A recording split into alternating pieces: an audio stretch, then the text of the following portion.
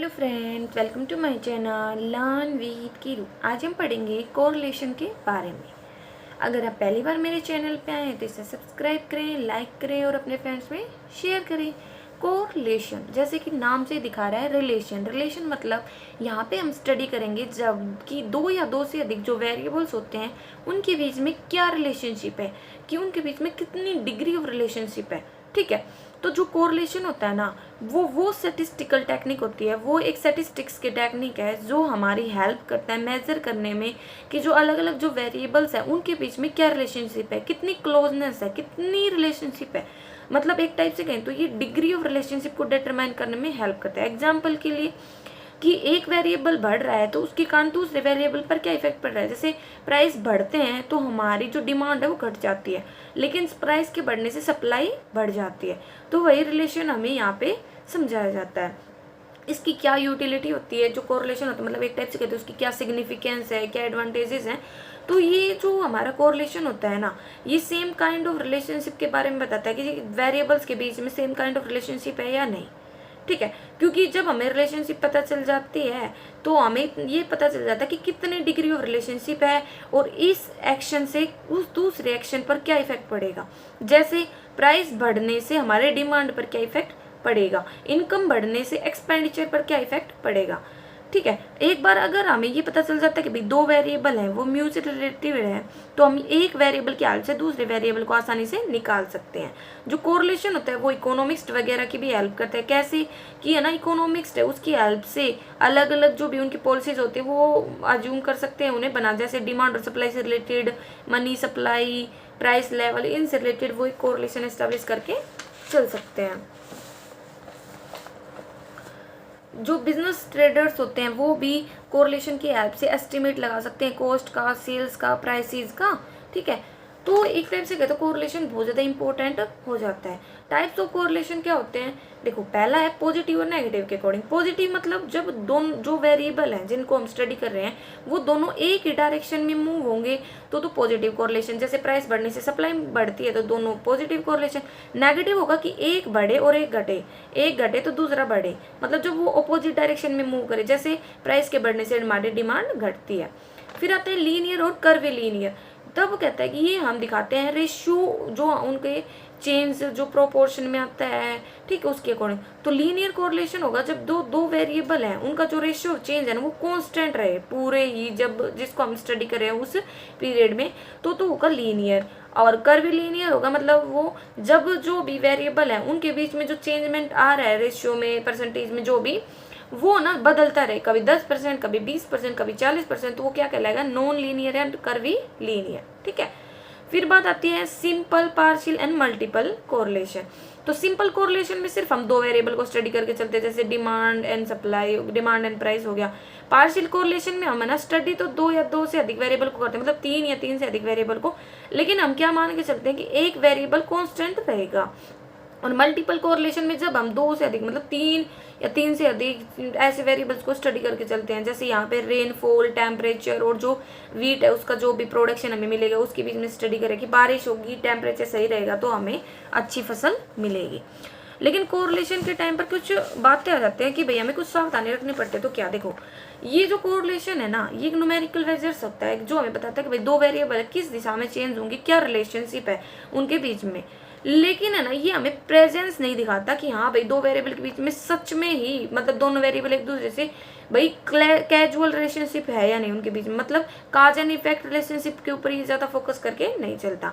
जैसे mutual dependence मतलब जो दो वेरिएबल है ना, जरूरी नहीं है कि एक के वेरिएबल के कारण ही दूसरा इफेक्ट होगा। ऐसा भी हो सकता है पहले से दूसरा इफेक्ट और दूसरे से पहला, मतलब ऐसा हो सकता है कि एक बार एक का जो दूसरा इफेक्ट, जैसे प्राइस बढ़ने से हमने डिमांड घट गई, लेकिन ऐसा भी हो सकता है कि डिमांड बढ़ रही है और सप्लाई कम है तो हमारे प्राइस भी बढ़ जाए। तो वो डिपेंड कर सकता है सिचुएशन पे। दूसरा ड्यू टू प्योर चांस कहता है कि जो एक छोटा सा सैंपल है ना वो लगा लो बहुत ज्यादा कोरिलेशन रख सकता है, लेकिन जब यूनिवर्स की बात आ जाए तो वही सैंपल फेल भी हो सकता है कि अब तो वहां पे कोई कोरिलेशन ना हो। तो ये एक टाइप से स्प्यूरियस या नॉनसेंस वाली बात हो जाती है। कोरिलेशन है ना ड्यू होता है किसी थर्ड कॉमन फैक्टर के कारण। कहता है कि दो वेरिएबल कोरिलेटेड हो सकते हैं, उनके बीच में कोरिलेशन हो सकता है किसी थर्ड फैक्टर के कारण। ठीक है, मतलब डायरेक्ट कोरिलेशन हो सकता है किसके कारण, किसी थर्ड फैक्टर के कारण। ठीक है। अब बात आती है डिग्री ऑफ कोरिलेशन। तो याद रखना जो कोरिलेशन होता है वो हमारा -1 से +1 के बीच में लाई करता है और इसको हम R से डिनोट करते हैं। तो इसकी डिग्री की बात ये है परफेक्ट कोरिलेशन जो मतलब हाईली कोरिलेटेड है, जो हमारा 0.75 से 1 तक लाई करता है, हाई डिग्री, ठीक है, मॉडरेट, लो डिग्री, अब्सेंस में तो कोई कोरिलेशन होता ही नहीं है जब उसकी वैल्यू 0 के हमारी बराबर हो जाती है। तो देखो परफेक्ट कोरिलेशन मतलब 1, ठीक है, परफेक्ट पूरी तरह परफेक्ट है। तो ये दोनों प्रकार से हो सकता है, नेगेटिव भी पॉजिटिव भी। तो परफेक्ट पॉजिटिव कोरिलेशन होगा तो +1 के बराबर होगा और परफेक्ट नेगेटिव कोरिलेशन होगा तो -1 के बराबर होगा। फिर आता है हाई डिग्री कोरिलेशन, जब वो 0.5 से 1 के बीच में लाई करे, मतलब जो मैग्नीट्यूड है ना कोरिलेशन का वो बहुत ज़्यादा हो। मॉडरेट जो वो लिमिट में हो 0.25 टू 0.75 प्लस में। लो डिग्री जब वो हमारा माइनस में लाए 0 से 0.25 तक लगेगा, मतलब बहुत ज़्यादा वेरी स्मॉल मैग्नीट्यूड। और अब्सेंस में जब कोई रिलेशन ना हो, 0 के बराबर हो, जैसे यहाँ पे दिखा रखा है पॉजिटिव में तो प्लस की वैल्यूज में होंगे, नेगेटिव में माइनस की वैल्यूज में होंगे। अब बात आती है कि कोरिलेशन को निकालने के क्या मेथड्स हो सकते हैं। तो 2 मेथड होते हैं इसके, एक ग्राफिक मेथड होते हैं और एक एल्जेब्रिक। एल्जेब्रिक मतलब जहाँ पे कैलकुलेशन होती है मैथमेटिकल। तो ग्राफिक में 2 प्रकार के होते हैं, स्कैटर्ड और कोरिलेशन, और एल्जेब्रिक में Karl Pearson coefficient of correlation, Spearman's rank correlation का मेथड और कॉन्क्रीट डिविजन मेथड। ये 3 मेथड्स होते हैं। अब हम इनको डिटेल में एक एक करके समझते हैं।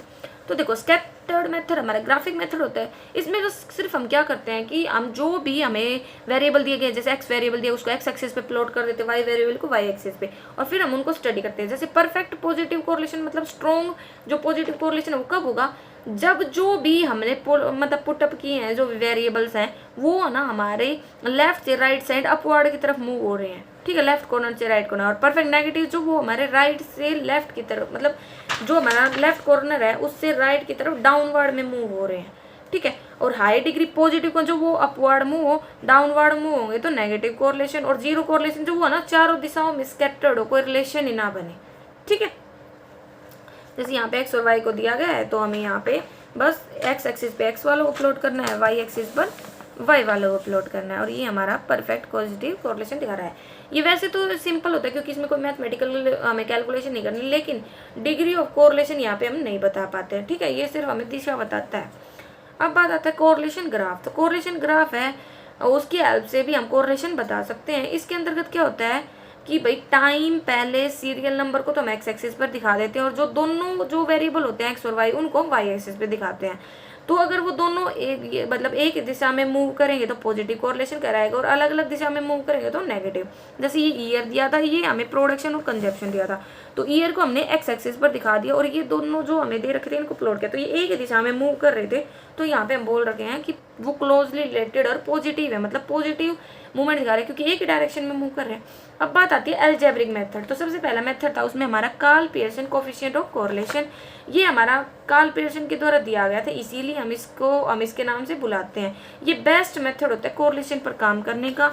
इसके मेन फीचर्स क्या होते हैं, तो पहला तो यही है कि है ना ये हमें डायरेक्शन के बारे में बताता है कि भाई पॉजिटिव रिलेशन या नेगेटिव रिलेशन है। दूसरा ये हमें डिग्री की भी नॉलेज देता है, माइनस और प्लस के बीच में लाई करती है तो कितनी डिग्री है भाई, वो पॉजिटिवली है, नेगेटिवली है, हाई डिग्री परफेक्ट है, ठीक है, उन सब के बारे में। ये एब्सेंस है, आइडल मेजर है क्योंकि ये मीन और स्टैंडर्ड डिविएशन पे बेस होता है।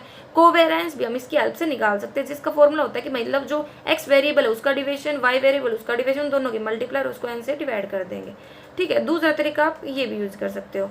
फिर बात आती है जो कैलकुलेशन है कार्ल पियर्सन कोफिशिएंट कोरिलेशन में, उसको भी 2 पार्ट में बांटा गया। एक तो होता है भाई individual series, normal ungroup data, और एक ग्रुप डाटा। तो इंडिविजुअल सीरीज के केस में नॉर्मल हम एक्चुअल मीन मेथड का भी यूज कर सकते हैं। सबसे पहले क्या करना है, हमें उनका मीन निकालना है।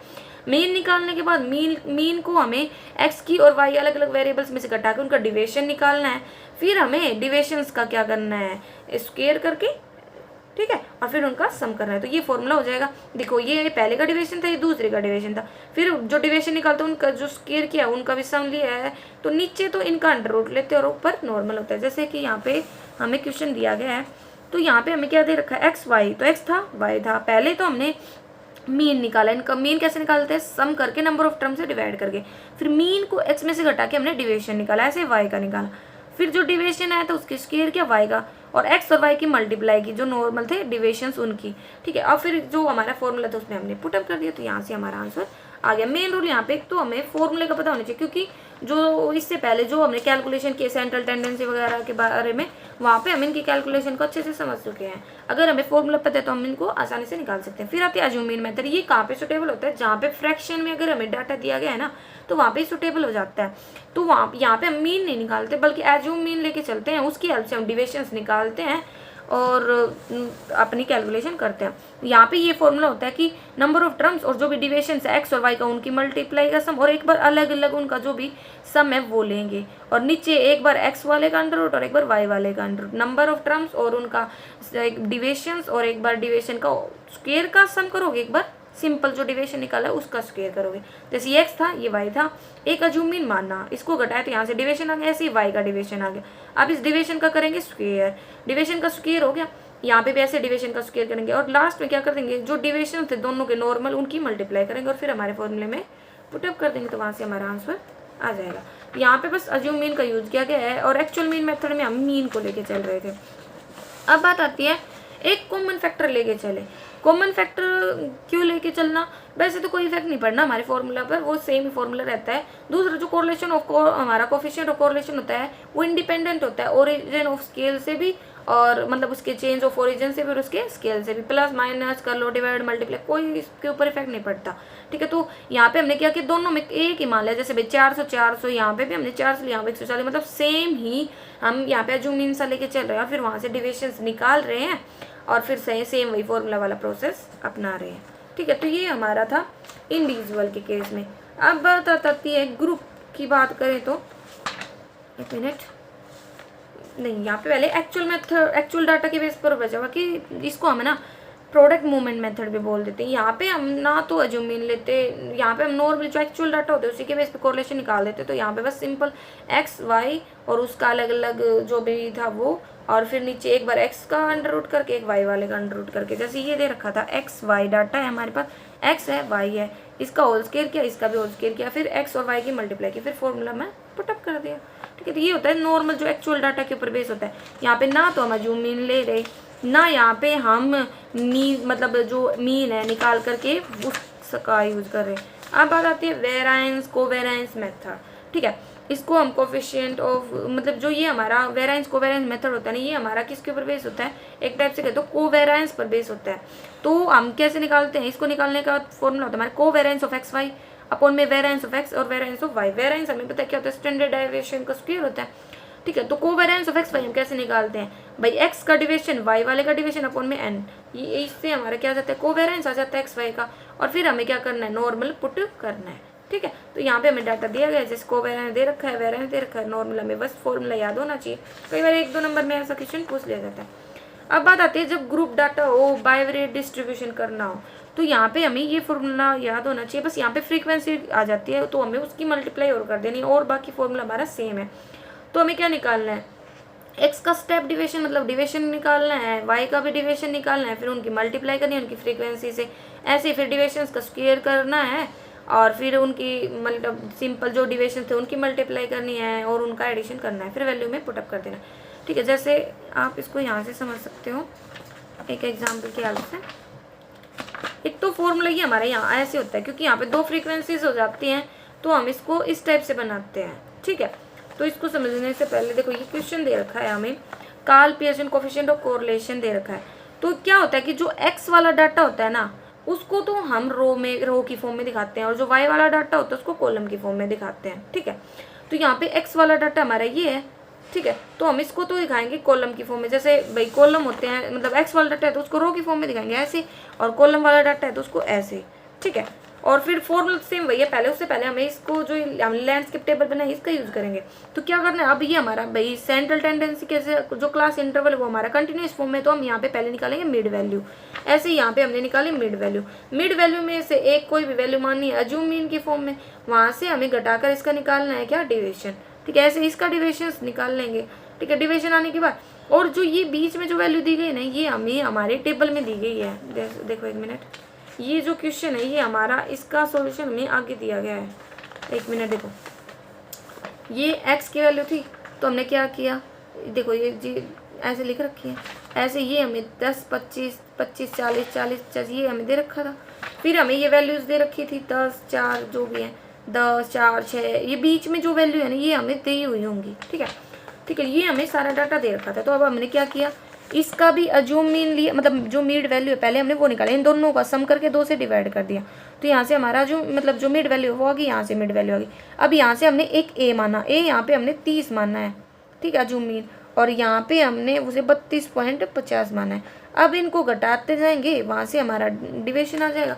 यहाँ पे क्या होता है कि हम जो भी कॉमन होता है वो हटा देते, मतलब जैसे यहाँ पे 0 था तो हमने देखा नॉर्मली 0 0 हटा करके नॉर्मल ले लिया भाई, -1 1, ठीक है, नॉर्मली, ठीक है। ऐसे यहाँ पे हमने भी इसका क्या निकाल दिया, डिविएशन निकाल दिया, क्योंकि एक अज्यूम मीन सा लेकर के, और ये वैल्यू तो हमें दे ही रखी थी किसने, हमारी टेबल के अंदर, ठीक है, क्योंकि कुछ डाटा तो हमें दिया होता है, और ये फ्रीक्वेंसी भी हमें दे रखी होती है। फ्रीक्वेंसी निकाल सकते हैं, वैसे हम फ्रीक्वेंसी हम कैसे निकालते हैं, जो ये हमारे बीच का डाटा दिया इनका सम जो है वो हमारी फ्रीक्वेंसी ही है, ठीक है। अब बात आती है कि ये वैल्यूज कैसे निकालेंगे, तो क्या करते हैं, हमारा जो ये डिविएशन हम dx dy के मल्टीप्लाई करते हैं, वैसे ही है, -1 की इन सभी से मल्टीप्लाई करते जाना है। देखो -1 की -1 से +1, -1 की 0 से 0, -1 की +1 से -1, फिर ऐसे 0 की इन सब से वो यहाँ पे आता जाएगा, फिर +1 की इन सभी से वो ऊपर आता है। अब क्या करना है, ये वैल्यू कैसे आती है, इन दोनों की मल्टीप्लाई करके हमारी ये वाली वैल्यू आती है, इन दोनों की मल्टीप्लाई से ये वाली, इन दोनों की मल्टीप्लाई से ये वाली, ठीक है। ये सारा हमारा डाटा आ जाता है। फिर क्या करना है, बस हमारे जो फ्रीक्वेंसी दे रखा था और जो हमारा डिविएशन था, हमें उन दोनों की मल्टीप्लाई करनी है, और हमारा आंसर लास्ट में जो हमारी टेबल बनती है उसमें हमें ऐड कर देना है, जो पुट अप मतलब वैल्यूज ऐड किए उनसे, ठीक है। तो ये हमारा नॉर्मल आंसर आ जाता है। अब बस लास्ट में ये वाली बात आती है कि f/dx/y कहाँ से आए, तो देखो फ्रीक्वेंसी तो थी हमारी ये, dx/dy तो हमने ये निकाला है ना, 10 और 6 में से घटाओगे तो कितना है ये हमारा 4, ऐसे यहाँ से कितना है 0, यहाँ से कितना आ रहा है 12। तो ये हमारा जो डाटा आता है, क्योंकि देखो हम ये इनके मल्टीप्लाई ऐसे करके चल रहे हैं ना, उसके अकॉर्डिंग ये आ रहा है, ठीक है। तो बस अब ये हमारा आंसर, यहाँ पे जो ये डाटा है इसको हमें उस टेबल में पुटअप करना और हमारा आंसर आ जाएगा। बस आपको ये पता होना चाहिए, कुछ डाटा में दिया होगा तो ये निकालने का तरीका याद होना चाहिए, ये ऐसे मल्टीप्लाई करके, और फिर इन दोनों मल्टीप्लाई करके नीचे वाला फिगर आता है, और बीच वाला हमें दिया गया होता है। इसकी कुछ एजम्पशंस होती हैं कि एक तो लार्ज नंबर ऑफ इंडिपेंडेंट का जिससे अफेक्ट होता है, ठीक है, कोज एंड इफेक्ट रिलेशनशिप हमें बताता है, और लीनियर रिलेशनशिप भी बताता है, दो जो वेरिएबल है उनके बीच में क्या रिलेशनशिप। अब इसकी कुछ प्रॉपर्टीज होती है जो बहुत ज़्यादा इंपॉर्टेंट होती है एग्जाम पॉइंट ऑफ व्यू से, जैसे आप अगर नेट वगैरह का एग्जाम देते हो तो उसमें भी हेल्प करती है। पहला, एक तो जो कोरिलेशन होता है हमारा कोएफिशिएंट ऑफ कोरिलेशन, वो -1 से +1 के बीच में लाई करता है, और दूसरा ओरिजिन ऑफ में जो चेंज आता है और स्केल में जो चेंज आता है उससे कोई इफेक्ट नहीं पड़ता है, बिल्कुल इंडिपेंडेंट रहता है। तीसरा, ज्योमेट्रिक मीन होता है, ये एक टाइप से कहते हो रिग्रेशन कोफिशिएंट का, मतलब bxy.byx का, और जो xy है ना वो इंडिपेंडेंट वेरिएबल होते हैं, मतलब उनका जो कोफिशिएंट ऑफ कोरिलेशन है वो 0 भी हो सकता है, ठीक है। प्योर नंबर कहता है कि इसके लिए जरूरी नहीं है कि दोनों के दोनों जो वेरिएबल है वो सेम यूनिट में हो, ये प्योर होता है, अलग अलग यूनिट के वेरिएबल्स को लेकर भी हम उनके बीच में कोरिलेशन बता सकते हैं। सिमेट्रिक होता है, जो दो एक्स और वाई के जो वेरिएबल होते हैं उनका जो रिलेशन होता है वो। अब बात आती है इनकी डिग्री की बात, तो पॉजिटिव कोरिलेशन जो वो +1 के बराबर होगा, एब्सेंस जब 0 के बराबर होगा, लो डिग्री पॉजिटिव जो 0.25 होगा, 50 मतलब मॉडरेट, और 75 मतलब हाई डिग्री। अब बात आती है भाई काल पियर्सन कोएफिशिएंट ऑफ कोरिलेशन में हमें गलती बतानी है, प्रोबेबल एरर के बारे में बताना कि भाई वो रिलायबल है नहीं, तो उसका फॉर्मूला ये तो आपको बस रटना ही पड़ेगा, ज़्यादा कुछ है नहीं, ठीक है। और फिर जब इसकी वैल्यू इससे ज़्यादा हो प्रोबेबल एरर से तो वो सिग्निफिकेंट, और कम हो तो वो इनसिग्निफिकेंट कहा जाएगा, ठीक है। और सारा प्रोसेस निकालने का हमारा सेम होता है। अब बात आती है स्पियर्समैन रैंक कोरिलेशन मेथड, जब हम इनको रैंक दे के चलते हैं, ये दिया गया था प्रोफेसर स्पियर्समैन के द्वारा 1904 में, ठीक है, सॉरी, ठीक है। और जो कहते हैं कि जो कोरिलेशन होता है ना क्वांटिटेटिव डाटा, जैसे भाई जहाँ पे ब्यूटी की ऑनेस्टी इंटेलिजेंस एक्सेट्रा, इनके रिलेशन बताने में ज़्यादा हेल्प करता है, इसका ही हमारा फॉर्मूला होता है, ठीक है। यहाँ पे जो डी होता है ना, ये जो दो रैंक दी गई है हम दो वेरिएबल को, उनके बीच का डिफरेंस होता है, N number of pair of observation होता है, और R rank coefficient of correlation होता है, ठीक है। तो इसको निकालने का हम तरीका समझते हैं। इसमें हम उनको तो इनको 3 तरीके से निकाल सकते हैं, एक तो हमें रैंक दी हुई हो, एक रैंक नहीं दी गई, और एक इक्वल या टाइड रैंक दी गई हो। तो इसको निकालने सिंपल, जब रैंक दे रखी है तो सीधा इनका डिफरेंस निकाला वो डी आ जाएगा, उसको होल स्क्वायर करना है, और फिर फॉर्मूला होता है 1 - 6 सिग्मा डी का होल स्क्वायर अपॉन में जो हमें एन दे रखा है एक बार उसका क्यूब, और उसमें से एन को ही घटा देना, तो ये तो नॉर्मल हो जाता है। जब हमें डाटा दे रखा है तो इसको निकालना इतना ज़्यादा मुश्किल नहीं होता। अब बात आती है जब रैंक नहीं दी गई हो, तो सबसे पहले तो हम उनको रैंक ही देते हैं, ठीक है। रैंक देने के बाद क्या करते हैं, फिर वही बात उनका डिफरेंस वगैरह, तो यहाँ पे एक्स और वाई दे रखा था, फिर हमने उनको रैंक दी, जैसे भाई जो सबसे बड़ा उसको पहली, जो उससे छोटा है उसको दूसरी, तीसरी, चौथी, ऐसे रैंक दी है, फिर वही फॉर्मूले में पुटअप किया है। मेन बात आ जाती है जब इक्वल या टाइड रैंक दे रखी हो तो क्या होता है, कई बार दो रैंक जैसे सेम आ जाए, जैसे 10-10 है तो हम उनको एवरेज बेसिस पर रैंक दे, जैसे 7वीं 8वीं देनी थी तो उनका जोड़ेंगे और 2 से डिवाइड करके दोनों को सेम रैंक असाइन करेंगे, फिर इस फॉर्मूले का यूज़ करेंगे। ठीक है, तो ये उस केस में होता है। अब बात आती है कि जो ये मेथड होता है हमारा, इसके एडवांटेजेस डिसएडवांटेजेस, तो एक सिंपल होता है समझने में, ठीक है, और कार्ल पियर्सन से भी इजी होता है अप्लाई करने में, और जहाँ पे डाटा क्वालिटेटिव नेचर का होता है वहाँ पे सुटेबल होता है, और जहाँ पे रैंक वगैरह में दी गई हो, एक्चुअल डाटा ना दिया गया तो वहाँ पे सुटेबल होता है। लेकिन डीमेरिट्स क्या है, एक तो जब कोरिलेशन निकालते हैं ना ग्रुप फ्रीक्वेंसी डिस्ट्रीब्यूशन में तो वहाँ पे ही फेल हो जाता है, और अगर ऑब्जर्वेशन 30 से ज़्यादा हो जाए तो भी फेल हो जाता है। ठीक है, तो इसके डीमेरिट। अब आता है concrete division method. Concrete division method में क्या होता है, इसमें जो डायरेक्शन है ना डिविजन की उसके बेस पे हम मतलब रिलेशन निकालते हैं, तो ये प्लस और माइनस के बेस पे देखते हैं। ठीक है, तो ये जो मेथड होता है ना हमारा, जो डायरेक्शन होती है डिविजन की उसके ऊपर बेस होता है, तो वो उसमें क्या होता है कि प्लस और माइनस और जीरो साइन असाइन करता है। इसमें क्या होता है कि जो पहले वाली वैल्यू होती है उससे कंपेयर किया जाता है, अगर पहले वाली वैल्यू से दूसरी वाली वैल्यू बड़ी है तो प्लस साइन, और अगर छोटी है तो माइनस, और इक्वल है तो जीरो दिया जाता है। फिर उनकी मल्टीप्लाई की जाती है, तो मल्टीप्लाई का रिलेशन याद रख सकते हो कि प्लस की मल्टीप्लाई प्लस, माइनस माइनस की प्लस, जीरो जीरो की करोगे तो भी प्लस आएगा, minus plus minus, plus minus minus, zero की माइनस से करोगे तो माइनस, जीरो माइनस की जीरो से तो माइनस, लेकिन जीरो की प्लस से करोगे तो भी माइनस, मतलब जीरो की प्लस से करो माइनस से करो माइनस ही साइन आएगा। फिर इन साइन को हमें जोड़ना है कौन से, सिर्फ प्लस वालों को, और इसको सी से दिखाया जाता है, माइनस साइन को हम इग्नोर करके चलते हैं। ठीक है, सारे माइनस हो जाएंगे तो वो उसका कोरिलेशन मतलब जीरो ही हो जाता है। इसका ये फॉर्मूला होता है। ठीक है, एन को कैसे निकालते हैं, जितने भी नंबर ऑफ ऑब्जर्वेशन है उसमें से एक घटा के चलते, क्योंकि ऊपर वाले का तो किससे कंपेयर ही होगा। ठीक है, तो ये जैसे ये एक्स और वाई दे रखा था तो हमने क्या किया, अभी इनका कंपेयर किया, 91 हमारा 85 से बड़ा था तो प्लस, और 56 91 छोटा था तो मैंने ऐसे ही यहाँ से ले लिया, ऐसे ही अब इनकी मल्टीप्लाई की, यहाँ से dx dy आ गया। अब जो जो प्लस के साइन थे उनको हमने ऐड कर लिया, यहाँ पे पुट गया। एन कहाँ से आया, अब ये टोटल ऑब्जर्वेशन हमारी 10 थी उसमें से एक घटा के हमारे ऑब्जर्वेशन आ गए 9। तो इस तरीके से हम इसको कैलकुलेट कर सकते हैं। ठीक है, तो ये अब आता है जो इसकी मेरिट्स एंड डिमेरिट। तो सिंपल है समझने में, लेस टाइम लगता है, जहाँ पे डाटा लार्ज हो वहाँ पे भी हम इसको आसानी से निकाल सकते हैं।